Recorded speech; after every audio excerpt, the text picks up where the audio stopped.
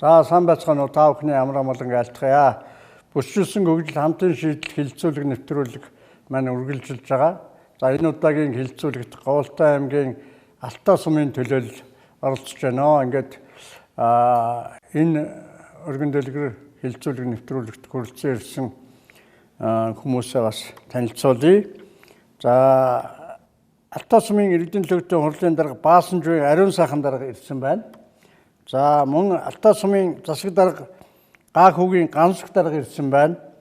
За мөн одоо хувийн гэрчлийн төлөөлөл болж хуурай хөдөлмөр эрхэлж байгаа Гишгэрсрэнгийн Эрдэнэсүх ирсэн байна. За мөн одоо залуучуудын төлөөлөл болж Мөнхбатын Батөлзий гэдэг залуу ирсэн байна. За мөн төрийн албаны төлөөлөл болж Алтай сумын байгаль хамгаалагч Ганагийн Бүрэнбаяр гэж энэ залуу хүрэлцэн ирсэн байна. Ингээд хилцүүлэг нэвтрүүлэгт хүрэлцэн ирсэн оролцогчдоо талархал илэрхийлж ажлын амжилт сайн сайхан бүхнийг хүсье өрөөж байна. За бидний өнөөдрийн бүсчилсэн гөгжил хамтын шийдэл хилцүүлэг маань тодорхой хэмжээний 7 асуудлын хүрээнд одоо хилцүүлэг хийж ярьж та бүхэн маань саналаа өгөхөөр ингэхээр байгаа. За энэ хилцүүлэг нэвтрүүлгийн үр дүнгээр бол одоо мэдээж Монгол улсын бүсчилсэн гөгжлийн үзэл баримталд тусгасан зорилтуудыг хэрэгжүүлэх, за алс хязгаар энэ бүс нутагт ажиллаж амьдарч байгаа ард иргэд, төр захааны байгууллага, аж ахуйн нэгжүүдийн өмнө тулгамж байгаа ямар асуудлууд байгаа. Энэ асуудлуудыг бас улсын хэмжээнд нийгмээр ойлголттой болгох, тэр дундаа Алтай сайхан нутгийн маань одоо ард иргэд ямар одоо байгаль цагаарын уран амьсгалын өөрчлөлтөнд дасан зохицож амьдарч энэ одоо мал ахуйгаа адгуулж ажил амьдралаа залгуулж явж байгаа юм бэ гэдгийг одоо бас илтгэх таних ийм ажил явагдах юм аа. Тийм учраас би эхний асуудлыг энэ Алтай сумын засаг дарга гансх даргаас бас асууя. Алтай сум бол одоо уул говь алсан байгалийн үзэсгэлэнт газартаа ан амьтан араатан жигүүртэн за алдартан гавьятнаа дараа бол бас ийм цуутай нутаг. Энэ бүсийн татврын ялгаатай бодлогын талаар та одоо юу гэж бодож явдаг вэ? Энэ бүсчилсэн гөгжлийн үзэл баримтлалын хүрээнд энэ улс орныг, сум аймгийг бүсчлээд хөгжүүлэх энэ явцад энэ татврын бодлогыг ямар байдлаар татвар, цалинхөлс, төсөвтэй холбоотой бодлогыг одоо ямар байдлаар одоо зохицуулж одоо өөрчилж гэдэг юм уу, ийм байдлаар шийдвэл одоо бидний хөгжилд одоо хөв нэмэр оруулах вэ гэдэг талаараа та саналаа хэлээч. Та бүхэнд юуны өмнө энэ өдрийн мэндийг хүргье. Говьлтай аймгийн Алтай сум бас эх орны баруун хязгаарт оршдог.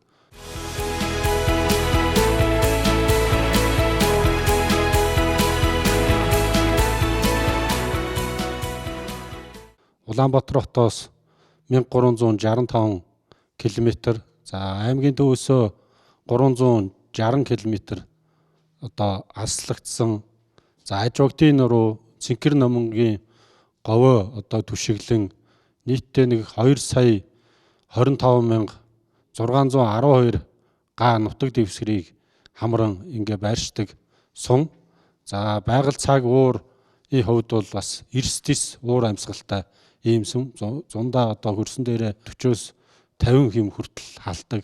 Өвөлдөө одоо юу гэдгийг 40 гаруй хэм хүрч хүүтэрдэг ийм одоо бас цаг уурын онцлогтой ийм сум байгаа. За засаг захиргааны нэгжийн хувьд бол 4 багтай. За нийтдээ нэг 2000 гаруй хүн амьдарч байна. За мөн одоо хилийн цэргийн анги, за зэвсэг төвчний тусгай салбар гэдэг ийм салбарууд, хилийн цэргийн байгууллагууд байдгаараа бас онцлогтой. За сүүлийн жилүүдэд одоо сүүлийн 3 жил болсон энэ байгаль цаг уур, за зуншлагтай холбоотойгоор 200 мянга хүрчээсэн сумын үндсэн одоо нийгмийн эдийн засгийн үзүүлэлт болох мал сүргийн тоо маань одоо буурч өнгөрсөн жил нэг 70 гаруй 75 орчим мянган мал өвөлдсөн. За манай нутаг бас энэ малынхаа сүү сайлыг боловсруулж ажийн бор ааруул хийдгээрээ бас алдартай ийм сум байгаа. За эдийн засгийн хувьд бол сум маань одоо орон нутгийнхаа төсвийн орлогын нийтдээ нэг 73% орчим хувийг өөрөө бүрдүүлдэг. За нэг 27% одоо аймгийн төсвийн дэмжлэгээр ингэж хангаж байгаа ийм онцлогтой сум байна. За бүсийн татварын ялгаатай бодлогын тухайд бол бас хоёр асуудал байгаа. Нэгдүгээрт нь энэ одоо аж ахуйн нэгжийн орлогын албан татварын хувьд бол алслагдсан байдлаас одоо хамаарсан энэ хөнгөлт бодлогын асуудал байгаа. Энэ бол хэрэгжээд орон нутагт хэрэгжиж явж байгаа асуудал байгаа. За дараагийн нэг асуудал бол хувь хүний орлогын албан татварын энэ асуудал байгаа. Энийг бас одоо алслагдсан байдлаас нь хамаарч тодорхой хувь хэмжээгээр бууруулах энэ асуудлыг бас зохицуулж өгөх нь зүйтэй гэж ингэж бодож байгаа. За мөн аж ахуйн нэгжийн хувьд за нөгөө талдаа бас одоо хуваарь хөдөлмөр эрхэлж байгаа. За мөн хувийн хөвшил төрийн албанд ажиллаж байгаа ажилтнуудын хувьд бол энэ нийгмийн даатгалын шимтгэлтэй холбоотой асуудлыг бас нэлээд хөндөж ярьдаг. За энийг бас одоо энэ алслагдсан байдалтай холбож үзэж болохгүй юу гэдэг асуудлыг ч бас ярьж хөнддөгөө. За дараагийн нэг чухал зүйл бол бас энэ одоо татварын хувь хэмжээнээс гадна бас энэ бүс алслагдсан энэ орон нутаг дээр тодорхой хэмжээний одоо холбогдох нормативын асуудлуудыг ч бас хөндөж авч үзэхгүй бол бас болохгүй ийм нөхцөл байдлууд байгаа. Одоо жишээлбэл эмнэлгийн яаралтай тусламжийн одоо автомашин, за одоо засаг даргын тамгын газрын автомашин ч гэдэг юм ингээд бас зуны өвлийн хугацаанд энэ норм юм хүм тавиад өгчдөг. Гэтэл юу гэдгийг зуны алтаа сумын хувьд бол зундаа манай малчид үндсэндээ бол 3800 м-аас дээш одоо өндөрлөг бүсэд ингээ амьдарчин тэнд хурч ажиллахад одоо байгаль цаг уурын нөхцөл за энэ далайн төвшнөөс дээш өргөгдсөн байдлаас хамаарат автомашины шатцуун зарцуулалтын норм хүртэл нэмэгдэх за өвлийн хугацаанд энэ цасцууд гэдэг ийм зүйлүүд бас хөндөгдөж яригддаг. За мөн одоо дараагийн зүйл бол энэ өвөл хаврын цаг хугацаанд засгийн газраас за аймгийн одоо нөөцөөс энэ өвс тэжээл хөнгөлтөө үнээр зарим нөхцөлд одоо үнгүүгээр олгож байгаа юм зүйлүүд байгаа. Хөнгөлтөө өвс тэжээлийн тухайд гэх юм бол адилхан ингээд орон нутгуудад нэг үнээр өгчдөг. Гэтэл 360 км яваад очих энэ сумд нөгөө хөнгөлөгдсөн өвс тэжээл маань ялгаа авахгүй аймгийн төв дээр байгаа өвс тэжээлийн үнэтэй адил хэмжээнд хүртэл очих ийм зүйлүүд бас гарч ирдэг. Тэгэхээр бүс орон нутаг за тэгээд энэ алслагдсан байдлын одоо энэ зүйлийг шат шатанд нь татвар за тэгээд энэ норм дүрм журам төсвийн хуваарлалт гэдэг ийм зүйлүүдтэй холбож үзэх нь зүйтэй гэж ингэж бодож байгаа. За баярлалаа. Ер нь бол бүсийн татврын ялгаатай бодлого байна гэдэг асуудал бол үнэхээр бүсчилсэн хөгжлийг явуулах том одоо хөшүүргэн болох юмаа гэдэг энэ асуудлыг бол манай олон сумын удирдлагууд энд одоо ажиллаж байгаа хүмүүс хэлж байгаа. Энэ алслагдсан бүс нутгийн одоо төрийн албаа гэх юм уу төрийн үйлчлэгээний нийт одоо төрд ажиллаж байгаа хүмүүсийн одоо цалин за тэгээ бусад иргэдийн тэтгэвэр тэтгэмжтэй холбоотой асуудалтаар төр бас энэ бүсийн ялгаатай энэ цалин гэсний системийг бүрдүүлэх нь зөв юм а гэсэн ийм саналыг одоо голчилж тавиад байгаа. За дээр нь одоо норматив нөгөө 100 км-т одоо хэдэн литр шатхуун идэхүү гэдэг нь Төв аймгийн нэг сумд гэдэг юм уу Говьлтай аймгийн алслагдсан сумд адилхан ийм нормативээр санхүүгийнхэн тооцоог хийгээд төсвийг хуваарлаад багтаа зэрэг эн чинь одоо ялгаатай байна шүү гэдгийг одоо сануулж өгч байгаа. Ийм зүйлүүдийг бас нэлээд явдал нь бол анхаарах цаашдаа төрөлцөхийн бодлого шийдвэрийн хүрээнд анхаарах асуудал болж байна гэж ингэж үзэж байгаамаа. За хоёр дахь асуудал байгаа. Бүсийн бизнес хөрөнгө оруулалтын орчныг сайжруулах чиглэлээр одоо ямар зүйлүүдийг хийвэл зүгээр байна уу? Ер нь энэ талаар одоо яг хөдөө орон нутагт алслагдсан бүс нутагт одоо бизнесээ эрхэлж байгаа, тэгээд бизнесээ өргөтгөж байгаа, хөрөнгө оруулалтаа нэмэгдүүлж байгаа ийм нөхцөл байдал байна уу? Энэ талаар одоо ер нь ямар зүйлийн одоо бодлого шийдвэрийг гаргуул энэ одоо бүсийн хэмжээнд бизнес хөрөнгө оруулалтын орчин нөхцөл сайжрах юм бэ гэдэг асуудлаар би сумын иргэдийн төлөөлөлтийн хурлын дарга Ариун сайхан даргаас одоо бас асуултаа асууж бодож байна. За тав хүндээ энэ өдрийн мэндийг хүргье. За бүсийн хөрөнгө оруулалт за орчныг сайжруулах талын асуудалтаар бол за төрөлцөхийн бодлого шийдвэрээр бол хэд хэдэн тулгымцсан асуудлуудыг авч хэлцэж ингэж шийдвэр гарч байгаа. За хөрөнгө оруулалттай холбоотой татварын хөнгөлөлт за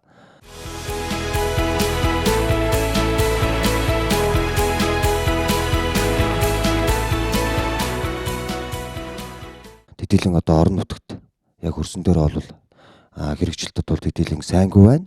За мөн одоо хөрөнгө оруулалт энэ бизнесийн хөрөнгө оруулалтын доктортой байдал нь бол мал аж ахуйн гаралтай төвөд бүтээгдэхүүнийг одоо тухайн орчин нөхцөл бүс нутагт нь одоо боловсруулах, бүтээгдэхүүнийг бий болгох үйлдвэрлэл үйлчилгээ хомс одоо байхгүйтэй холбоотой бол бизнесийн одоо эргэлтэнд оруулахын боломж нөхцөл нь хомс байна.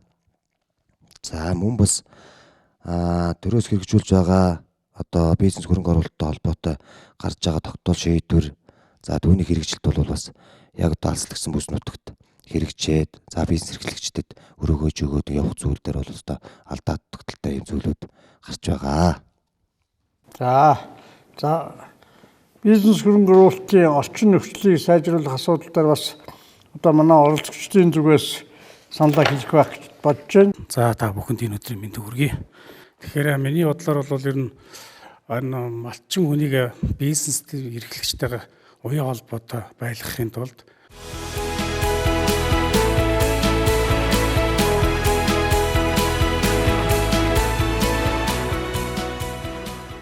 одоо малын гарц байгалийн одоо шалгуураас болоод малын одоо өвс тижэл ургац гарцаас шалтгаалаад хомс байх үед тэрнтэй холбогдуулж газар тариалан эрхлэх төрийн засгийн бодлогоор одоо манай Алтаа сүмгч нь одоо их өндөрлөг уулархах газар малчт маань өөрсдөө малаа дагаж явдаг. Хангаа газар шиг тэгж ер нь алсаас нь харж байдаг болохоор эрчимдсэн мал аж ахуйг суурин тал руугаа ер нь бас оруулах бас төрийн засгийн бодлогоор оруулах бас болох болов гэж байна. Энэ дээр бол яг бизнес эрхлэгчийн хувьд бол дангаараа хийхлээр санхүү хөрөнгө мөнгөөс өсвөлээд асуудалтай л да.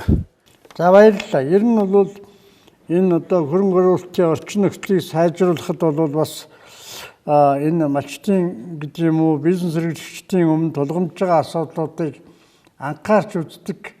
Энийг одоо санал аваад байдаг. Тэр авсан саналаа ажил хэрэг болгож байгаа эсвэл нэг дөрвтөө өөрчлөлт оруулж байгаа ийм зүйлүүд байхгүй байна гэдэг дээр л төвлөрч саналуудаа хэлээд байгаа юм. Тэгээ энэ дээр бол одоо гол нөлөөлж байгаа хүчин зүйл бол мэдээж зам харилцаа хэцүү байна. За хүн амын одоо зах зээлд нийлүүлэх нөгөө эрэлт байхгүй учраас цөөхөнгүй амтай хүмүүсийн хэрэгцээг хангах хэмжээгээр үйлдвэрлэл үйлчлэгээ гэдэг юм уу худалдаа наймаа явуулахад энэ одоо юу гэдэг эдийн засгийн хувьд одоо үр ашиггүй байна гэдэг ийм зүйлүүдийг бол одоо бүхэл хүмүүс хэлж байгаа. За гуравт нь бол одоо орон нутагт ажиллаж амьдарч байгаа залуучуудын оролцоог хангаж залуусын хөгжлийг дэмжих талаар одоо ямар бодлого бариул зүгээр байна уу? Яг одоо залуучуудын өмнө бас ямар асуудал тулгараад байна уу?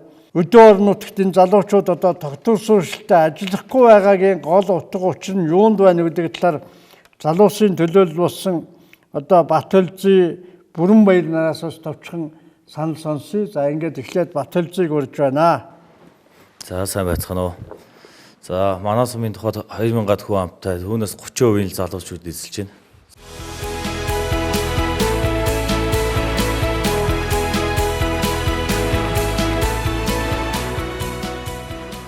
За ингээд орон нутагт ажиллаж амьдарч байгаа залуучууд яагаад ийм бага үед эзэлж байна гэхээр за мэдээж зам тээвэр, харилцаа холбоо, дэд бүтцийн хувьд бол маш хүндрэлтэй өсөлт амьдардаг.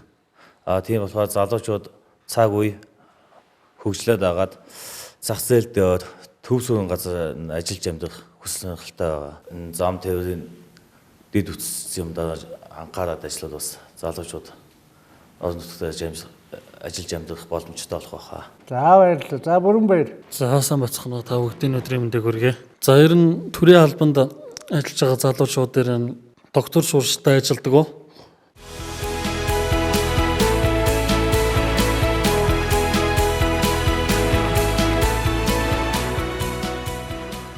За юунаас олж байна вэ гэхээр заалслагдсан манай сум маань 360 км аймгийн төвөөс хол байдаг.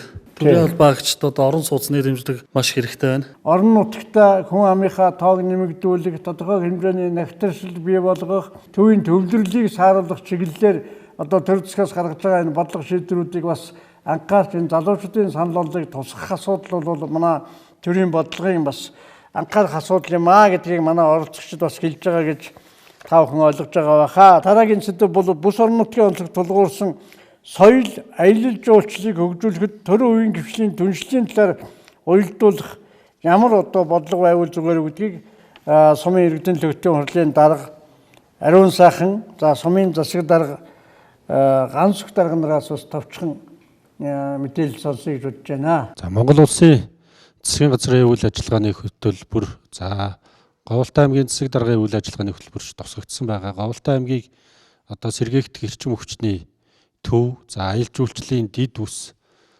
болгохоор ингээд төлөвлөлтүүд явж байгаа. За мөн аймгийн засаг даргын үйл ажиллагааны хөтөлбөрт бас энэ хил орчмын аялал жуулчлалын асуудлыг бас ингээд тусгаад өгсөн байгаа. За Алтай сумын хувьд бол бас энэ хилийн бүсэд байдаг ийм сум. За байршлийнхаа хувьд бид бүхний хувьд нэг хоёр зүйлийг бас хэрэгжүүлэхээр энэ онд ингэж төлөвлөж байна. За нэг нь бол энэ торгоны зам манай Алтай сумаарт арьж явсан ийм улмөр байдаг. Энийг бас бид нар холбогдох эрдэмтэн судлаачтай хамтарч торгоны замын судалгааны ажлыг хийлгэж байна. За хоёрдугаарт нь бид нар Алтай сумын аялал жуулчлалын аппликейшн нэвтрүүлэхийн ажлыг бас төлөвлөж байгаа. За хил орчмын аялал жуулчлалын тухайд бол бид нар энэ торгоны зам дагсан аялал жуулчлал, дээрэс нь сүүлд шинжлэгдсэн судалгаа дүгнэлтээр Монгол орны хамгийн намд ор цэг үндсэндээ Говьолтай аймгийн Алтай сумд байна гэдгийг тогтоосон. Алтай сумын нутагт Элс дотгор хэмээх газар далайн түвшнээс доошо 526 метрт ингэж тогтоосон байгаа. За энийг түшгэлсэн. За дээрэс нь Шартэг гэдээ бас байгалийн үзэсгэлэнт газар байна. За эртний бас энэ далайн ёроол байсан. За өлөг гөрүүлийн бас тодорхой хэмжээний өлөг гөрүүл амьдарч ирснийг судалгаагаар тогтоосон. Эндээс бас олдоц юм олдож исэн ийм зүйлүүд байгаа. Энийг түшгэлсэн бид нар бас тэмээн аялал жуулчлалыг хөгжүүлэх торгоны зам, Монгол орны хамгийн намд ор цэг, Шартэг гэсэн ийм чиглэл рүү бас энэ тэмээн аялал жуулчлалыг хөгжүүлье. За дээрэс нь бид нар бол бас энэ жил болгон бас энэ тэмээчдийн баярыг зохион байгуулдаг. За тэгээ энэ жилээс бид нар бол энэ тэмээн фестивалыг бас энэ тэмээн аялал жуулчлалтай холбож зохион байгуулъя, эхэлье гэдэг ийм зорилтыг бас төвшүүлээд ингээд ажиллаж байгаа. За хил орчмын аялал жуулчлалыг ч бас мөн энэ торгоны замтайгаа хамтарч түшгэл зохион байгуулах боломжтой гэж ингэж үзэж байгаа. За энэ манай сум нутаг дэвсгэрт энд Бургастан боомт бас байна.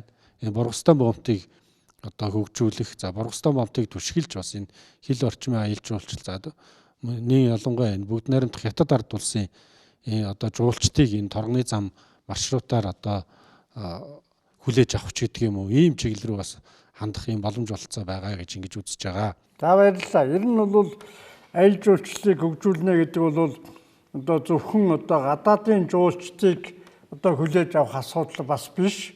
За мэдээж дотоодынхоо гэдэг юм уу, энэ орон нутгийнхаа гоо сайхныг, сайхан мэдрэмжийг авах Монгол иргэдээ, тэр дундаа нутгийнхаа иргэдийг бас орон нутг руугаа ер нь Монгол өв уламжлал соёлоо дэлгэрүүлэх энэ ажилд бол бас манай олон сумууд бол ингээд агц дэвшлэг гаргаж байгаа. За тэр хил орчмын аялал жуулчлал, дээр нь энэ торгоны замтай холбогдох асуудал бол бас хэд хэдэн шугамар яригддаг. Ялангуяа Бургастан боомтой нэвтрүүлэх хүн чадварыг сайжруулах асуудал бол Алтай сумынхны дэдвийн Говьолтай аймаг Монгол улсын хувьд бол эдийн засгийн онц чухал ажил бүгдэлтэй стратегийн ийм бодлого байх ёстой. Гэх мэтлэнгийн олон чиглэлээр бол энэ аялал жуулчлалаа хөгжүүлэх ийм боломж байна гэдгийг бас онцгой гэлж байгаа та бүхэнд бас талархснаа илэрхийлье. Дараагийн сэдэв бол бүс орон нутагт энэ гамшигын бэлэн байдлыг хангах болон стандартыг хэрэгжүүлэх чиглэлээр ямар бодлого барьж байна уу? Цаашдаа ирнэ ямар бодлогыг өөрчилж, шинжилж, сайжруулж болохоор өнө гэдгийг сумын иргэдийн төвчийн хурлын дарга Ариун сайхан даргаас бас товчхон мэдээлэл сонсъё. Орон нутгийн гамшигын бэлэн байдлын тухайд бол орон нутгад бас үр дээрээ мэрэгжлийн анги байгуулагдаад ингээд үйл ажиллагаа явагддаг байгаа. За мэрэгжлийн ангийн бүрэлдэхүүн маань бол манай төрийн албан агчдаас бүрдсэн бүрэлдэхүүнээр үйл ажиллагаа явагддаг байгаа. За энэ маань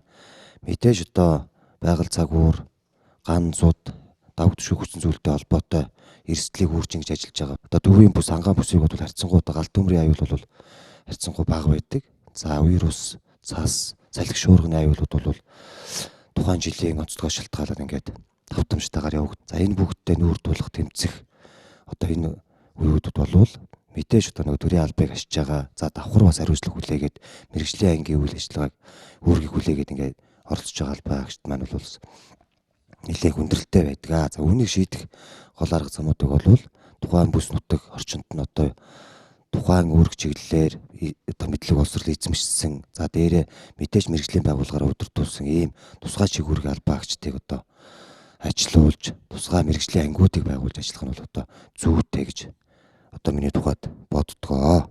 Стандартын талаар бол одоо мэдээж одоо хүн амьдарч байгаа хүний оролцоотой нийгэмд бол стандарт гэдэг асуудал салшгүй холбоотой.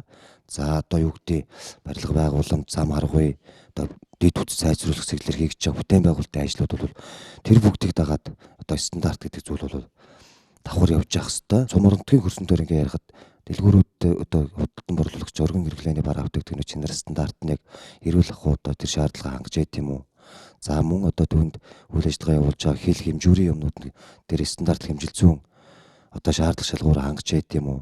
За одоо сүүлийн үед одоо хийгдэж байгаа бүтээн байгуулалтын барилга байгууламж, зам аргуй асуудлууд нь бол одоо стандартын шаардлага маа хангаж яд юм уу үгүй юу гэдэг дээр бас эргэлзээтэй асуудлууд байгаа. Энэ бүгдийг бас одоо засаж сайжруулж явах нь бол нэмтэрхүүний ажил.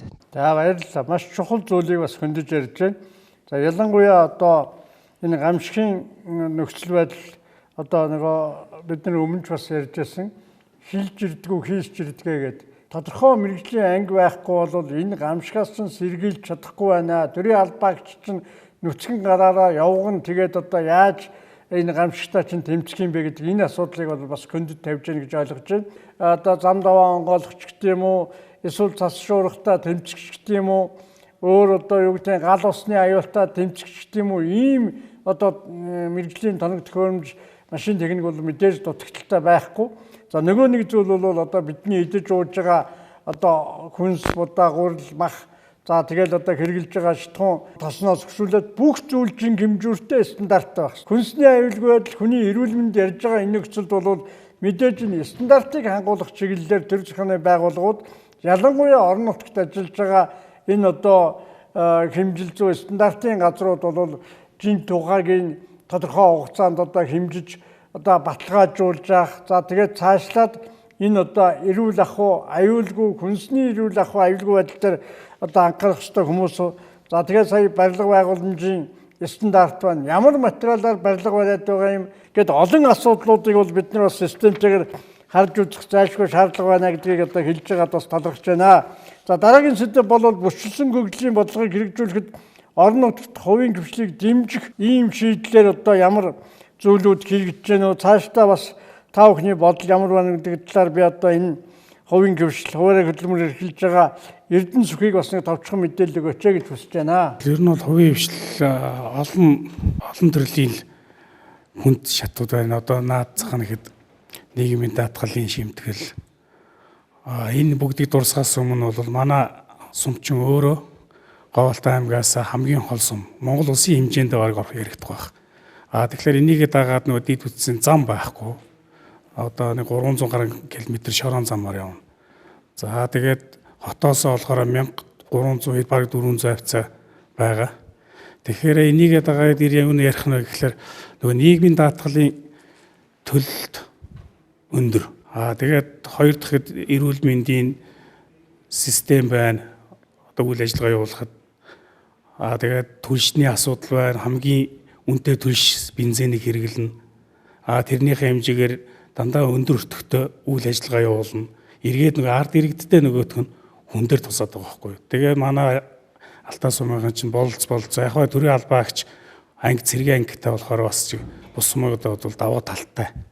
Гэхдээ малчид өөрсд маань хүн тусдаг байхгүй. Одоо ноос ноолуурыг нь одоо борлуулалт хийхэд бензин тос маань үнэтэй тусна. Нөгөөдгөө гаргаад шингээхээр хямдхан ноос ноолуурыг авах болдог. За тэгээд цаашлаад ирэхлээр борлуулалт говийн нөхцөлийн ноос ноолуур нь бас нэг чанар шаардлага хангах уугүй юу гэл. Манай одоо бизнесмент хүндрэлтэй шалтгаан санхүү гэх юм бол банкны ерөөсө зээлийн нөхцөл байдал хүү гэж актер өндөр тусч байна. Тэгэл ерөнхийдөө хол амьдарч байгаагийн одоо хохин гих чирэл ерөөсөө л хүү төлөөгөл банкнд хүү төлөөгөл өнөөдөр дээшээ гарсан юмгүй. Тэгэл өнөө маргааш яг л 7 жилийн өмнө бизнес эрхэлсэн ямар байсан тэг чигээрээ ахиж байгаа зүйл байхгүй. Малчтайгаа ярд иргэдтэйгээ ерөөсөө хөгжиж байгаа бодлого байхгүй болцсон байж байгаа байхгүй. Тэгэхээр банкны асуудлыг хөндмөр байгаа юм. Тэгээ нийгмийн даатгалыг татварын асуудал байна. Татвар одоо хөнгөлтөөл гэдэг байгаа. Яг хөрсөн дээр манай дээр бас хөнгөлтөө байна уугүй юу? Цалингийн хэмжээ байна. Одоо бид нар цалингаа нэмчиг гэдэг. Нэмчиг л өөрөөсөө зарлага их гарч байгаа болохоор тэрний хэмжээгээр одоо ажилчин цалингаа нэмэх ер нь ямар ч бодол тийм төлөвлөгөөнд тусах болохгүй байгаа байхгүй юу? Хүнд шатууд зөндөө байна дөө тэгэл 24 тог гэж байхгүй нарны сэргээрт гэрч мөч байж байна.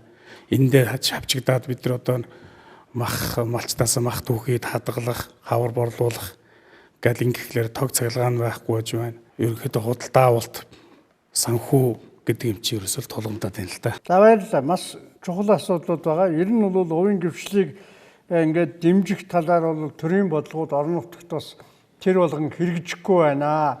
Ер нь одоо энэ эргэж харж үзэх заашгүй шаардлага бол байна. Ер нь бол та бүхний хэлж байгаа санал онол төр засгийн бодлого шийдвэр тусч ядаж татварын хөнгөлөлтөө цалин өсний тарифын үн тарифын норм нормативын ийм өөрчлөлтүүд бас орон хугацаанд гарах байхаа гэж найдаж байгааг хэлье. За эцэст нь бол одоо бид бүс орон нутгийн хөгжлийг хязгаарлаж байгаа хүчин зүйлсийг тодорхойлж хамтын шийдэл гаргах талаар одоо ямар бодлого байна вэ гэдээ ингээд сумын удирдлагуудаас асууя. Ганц утгаар эхлээд товчоор явах. Бүс орон нутгийн хөгжлийг хязгаарлаж байгаа гол хүчин зүйлийн нэг бол энэ дид үтцийн хөгжил сул байдал байна. Ялангуяа Алтай сумын хувьд одоо бүхэл хүмүүс яриад байна. Аслагдсан байдал гэдэг энэ үндсэндээ болон 360 км аймгийн төвөөс хол байна. За эрчим хүчний төвлөрсөн системд холбогдоогүй байна. Өнөөдрийн хүртэл яг албан ёсоор холбогдоогүй байна. Сэргээгдэх эрчим хүчний одоо их үүсвэртэй хэдий ч гэсэн нартай үед гэрэлтэй, наргүй үед харанхуй өнөөдрийн хүртэл хэвээр байна. За бүгд найрамдах хятад ард улсаас одоо импортын цахилгаан эрчим хүч одоо авахаар өнгөрсөн жил бас одоо 35 кВт-ийн шугам сүлжээ ашиглалтанд орсон хэдий ч өнөөдөр бүгд найрамдах хятад ард улстай эрчим хүч импортоор авах албан ёсны гэрээ хэлцээр хийгдээгүй улмаас эрчим хүч хязгаарлагдаад бас сар гаруй хугацаа болцсон байна. Цаашдаа ч энэ одоо гэрээ хэлцэл хийгдэхгүйгээр энэ эрчим хүчний асуудал хөндөгдөх нь. За түрүүчийн яриад байгаа бүх одоо зовлон бэрхшээлүүд үндсэндээ бол энэ дид үтцийн хөгжил султай холбоотой маа. Яагаад залуучууд ирж ажиллаж амьдрахгүй байна уу? Яагаад хувийн хөвшил гэдэг юм уу маань одоо бизнес эрхлэх таатай орчин нөхцөл бүрдэхгүй байна уу? Ашиг орлого нь яагаад нэмэгдэхгүй байна уу? Иргэдийн худалдаа авах чадвар яагаад сайжрахгүй байна уу? Өдрөөс өдөрт хүү амын тоо зөөрөд байгаа асуудал байна гэдэг. Энэ бүх зүйлүүд маань энэ дид үтцийн хөгжлийн султай холбогдож ингэж ирж байгаа. За ер нь бол энэ Монгол Улсын засгийн газар одоо үйл ажиллагааны хөтөлбөр тусгагдсан байгаа энэ Алтай аймгийн төвийг Бургастай бомттой холбох авто замын ажил байгаа. За энэ жил нэг техник эдийн засгийн үндэслэлийн асуудлыг боловсруулж байгаа байх шиг байна. Тэгээ энэ хөрөнгө оруулалт одоо санхүүжилтийн асуудлыг шийдээд энэ зам тавигдах юм бол бас энэ Алтай сум одоо энэ замтай холбогдоход бас нэг 50 гаруй км замын асуудал байна. Тэгээ энийг бас одоо нэн тэргуунд бас шийдэх нь зүйтэй болов уу гэж ингэж бодож байгаа. Ер нь бол одоо Монгол улсад явж байгаа нэг тогтолцоо бол дид үтцийн хөгжлүүдийг аль ойрхоныг төрүүлж холбоод байдаг. Төвдөө ойрхоныг төрүүлж холбоод байдаг. Гэтэл аслагдсан байдлаараа ард иргэд нь хойно ноцроод байдаг. Хамгийн хол нь дараа нь хамгийн бага хөрөнгө шаарддаг нь хамгийн өмнө гэдэг ийм зүйлүүдийг бас яриад байгаа нь бас хэтэрхий одоо бас учир дутагдaltaй байна. Дид үтцийн хөгжлийг аль хол байгаа энэ зүйлээсээ эхлэх ийм хүлээлтүүд бас энэ хязгаар сум орон нутгийн ийм иргэдэд бас байгаа шүү гэдгийг бас хэлхэн зүйтэй болов уу гэж ингэж бодож байна. За би түрүүн бас хэллээ энэ Бургастай бомттой холбоотой асуудал байгаа. Энэ бол энэ зөвхөн манай сум Говьалтай аймгийн асуудал биш. Энэ бас Баран бүсийн хөгжилд бас үнэтэй хүн нэмэр рүү оруулах энэ томоохон бомб болох юм ирээдүй энэ төлөвлөлт бас зайлшгүй шаардлагатай байхаа гэж байна. За баярлалаа. Харин хандраг санал байна уу? Бас нэлээдгүй саналуудыг засаг дарга маань хэллээ. Тэгээд ер нь бол за сумар нутаг эзэнтэй тэнд хүн амьдрах орчин нөхцөл бүрдэх гол ерөөсөө шалгуур үзүүлэлт нь дэд үтс. Одоо зам аргагүй, зам харилцаа. Зам харилцаа сайхан болоод тог цахилгааны асуудал нь шийдэгдээд ингээд явах юм бол нутагтаа ирээд амьдрий, аав ээжийнхээ хажууд бай, нутаг орныхоо хөгжлийн төлөө зүтгэе гэсэн залуучууд бол олон байгаа. Тэгэхээр хамгийн гол нь амьдрах даатаа орчин нөхцөл одоо бас очирдлагтай байна гэдэг асуудалтаар гол зүйл байгаа. За баярлалаа. Тэгээд өнөөдрийн гэлцүүлэгт бол манай аймгийн хамгийн аслагдсан 360 км газар одоо аймгийн төвөөс хол байдаг сумын төлөөлөл удирдлагууд маань оролцлоо.